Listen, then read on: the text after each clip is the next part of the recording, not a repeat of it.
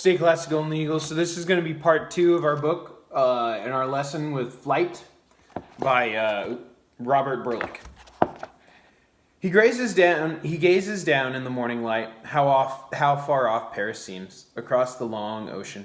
He plans to follow the coastline, flying northeast. The land's edge looks to him like green fingers pointing at the dark sea.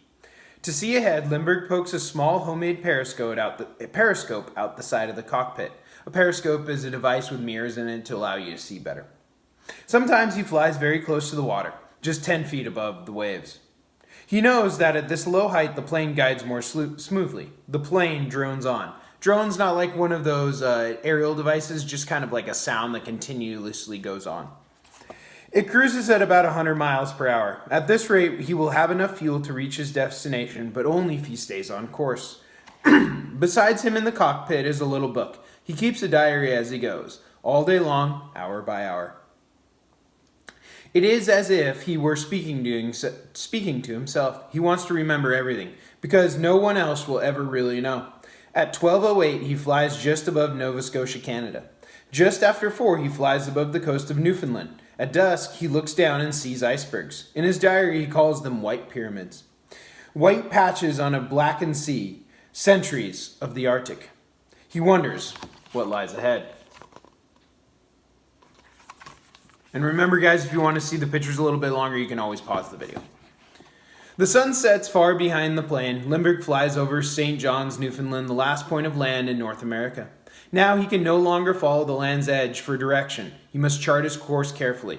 The slightest movement could send him miles off course and risk his fuel supply. He follows 2 compasses in the stars to navigate. As long as the sky is clear, he is safe. But he must stay awake. He writes, "Now I must cross not one but 2 oceans, one of night and one of water." Time passes slowly. It's almost 9 at night. Lindbergh's 13 hours in the air. He's completed 1/3 of the flight. All right, guys. So I want you, obviously you don't have partners, so you can't turn and talk to partners. But what did you learn so far about, or what did you learn in this first part of the story that you heard? What did you learn about in this first part of the story that you heard? Pause, think about your answer. Don't forget to use the prompt. And a reminder, the prompt is the reason that I think that is blank. All right, now that you guys have had time to think about what did you learn in that first part of the story, we're going to continue on. I'll show you the picture again. He moves through dense, curling fog, lit ghostly white by the moon. He suddenly enters a huge storm cloud. The plane shimmers, moving up and down in the uniform blackness. He wonders, can I fly above it? Slowly he soars to 10,500 feet. Here it is very clear, but very, very cold. He extends his arm outside the cockpit and feels a stinging pin pricks. He clicks on his small flashlight and peers out. Heavy ice has formed on the plane's wings. He cannot risk his instruments icing up. He points the Spirit of St. Louis back down. The wings quiver as they slice through the turbulent air. The fog continues, but now, at last, the air is warmer. The ice begins to melt, and Lindbergh roars ahead. Through the fog and the clouds, Paris is over 2,000 miles away. Space and time in deep, deep darkness. It is the other side of midnight, the loneliest hours. Lindbergh has been awake for almost 50 hours straight. He's closer to Europe than America, and now there is no turning back, only moving forward. He dozes for a minute and then jerks awake. One of the plane's wings is dipping crazily. In a sudden rush of fear, he grabs for the throttle. He gropes for the steady center, but with his heart pounding.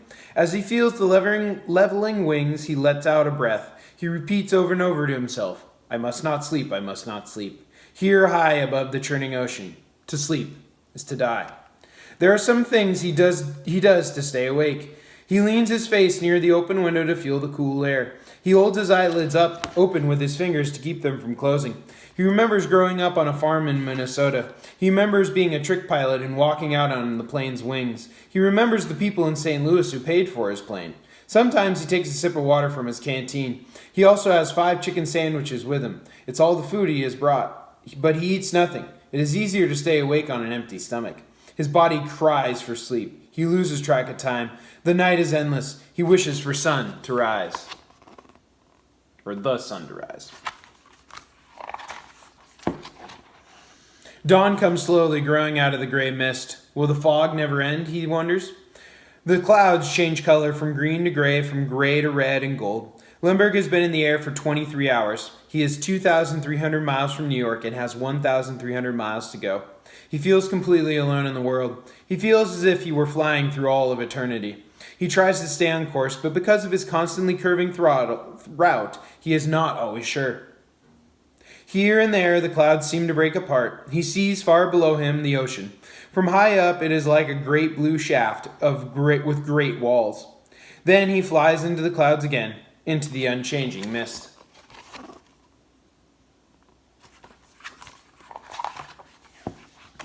The day comes on brighter and warmer. Sometimes he imagines he sees land. No, it's only the flickering shape of the clouds and water. Water, endless water.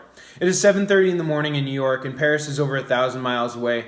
There are no alternatives but death and failure, he writes. Flying close to the water, Lindbergh sighs a porpoise leaping above the waves. He spies a seagull. Then fishing boats. Something quickens in Lindbergh's blood. He guides the Spirit of St. Louis carefully down and down to just above the boat. He throttles the plane and calls out a question. Which way, he shouts, is Ireland? He hopes for a word. He longs for a wave and a warmer welcome back to his fellowship of men. It is 10:52 in the morning, New York time. What did you learn in that part of the story that you just heard? What did you learn in that part of the story that you just heard? So I'm going to go ahead and end this video, and there'll be another one on the other side of this.